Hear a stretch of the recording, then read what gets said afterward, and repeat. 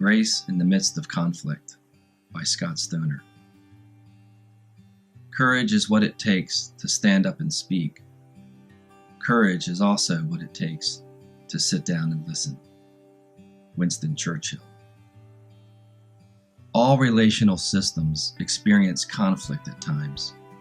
Relational systems are any group of two or more people who are in an ongoing relationship, such as couples, families, work teams, congregations, friendships, etc.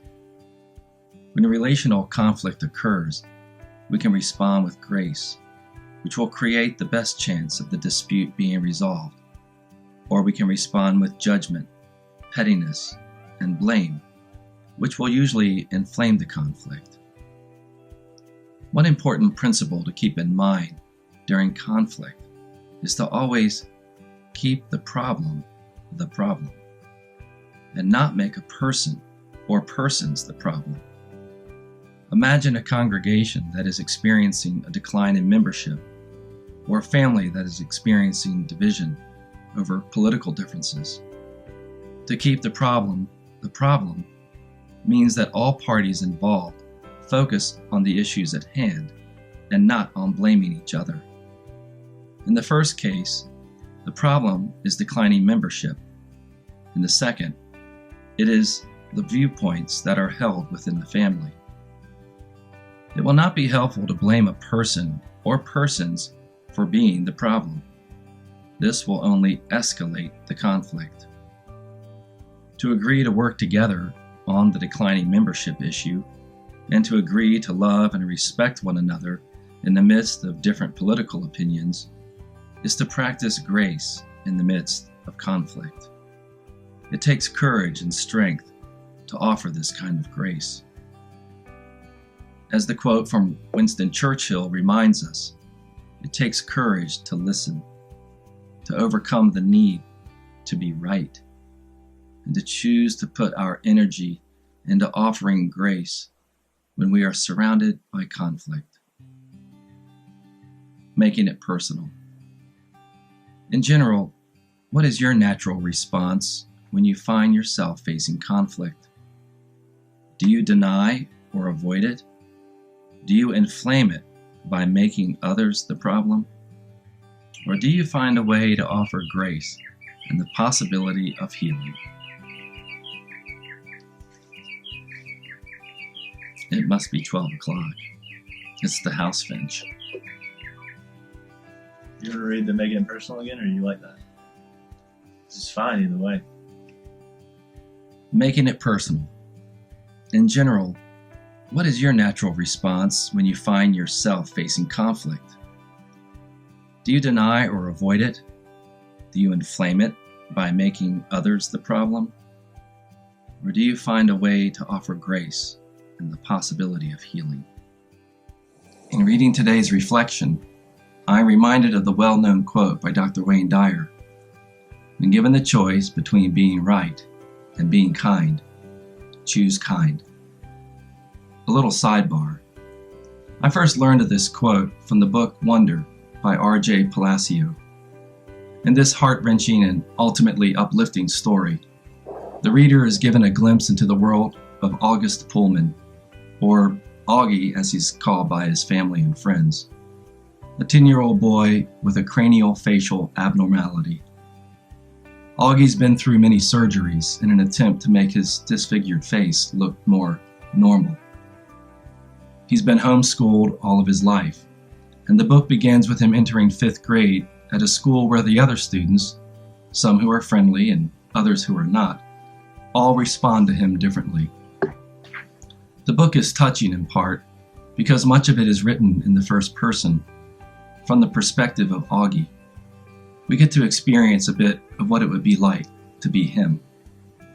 If you find yourself wanting a good book to read during this period of social distancing and self-quarantine, and you're having to spend more time at home, I suggest ordering it if possible. When given the choice between being right and being kind, choose kind. I believe that it takes more courage to be kind than it does to be right. The quote by Winston Churchill at the beginning of today's reflection fits well with Dr. Wayne Dyer's quote about choosing to be kind. Churchill said, "Courage is what it takes to stand up and speak. Courage is also what it takes to sit down and listen." Listening is a skill that holds together both kindness and courage. When we sit down and listen to someone else, we're showing kindness. Depending on what the person is saying to us, we may need to summon a bit of courage to continue listening. Perhaps the person is telling us something sad or discomforting. Maybe they're giving us some feedback about ourselves that we'd rather not hear. On the other hand, when someone is consumed with being right, they're usually not bothering to listen, and they're usually not thinking of being kind. Sure, they may need to summon some courage to speak up, but if they're already convinced they're right, then courage isn't really required as much. I believe that if we tried to focus more on being kind, we'd find ourselves more willing and able to sit down and listen. We'd find ourselves practicing courage. When we're more willing and able to listen, we'll discover that the need to be right isn't so important. Kindness will become the greater priority, and this, in turn, will give us the ability to practice courage. At the Advent, our theme for Lent has been practicing courage. I will with God's help. One of the things I've learned so far is that it takes courage to practice courage, and that practicing courage produces courage. Practice courage by standing up to speak against injustice and bigotry. Practice courage by sitting down to listen to someone. And when you feel the urge or need to be right, choose to be kind instead.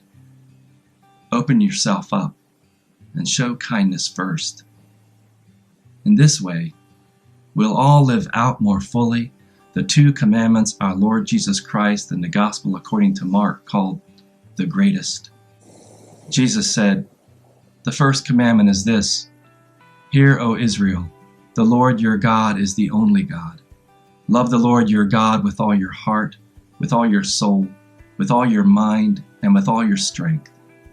The second is this: love your neighbor as yourself. There is no commandment greater than these." Mark chapter 12, verses 29 through 31. God bless you today, and know that you are loved.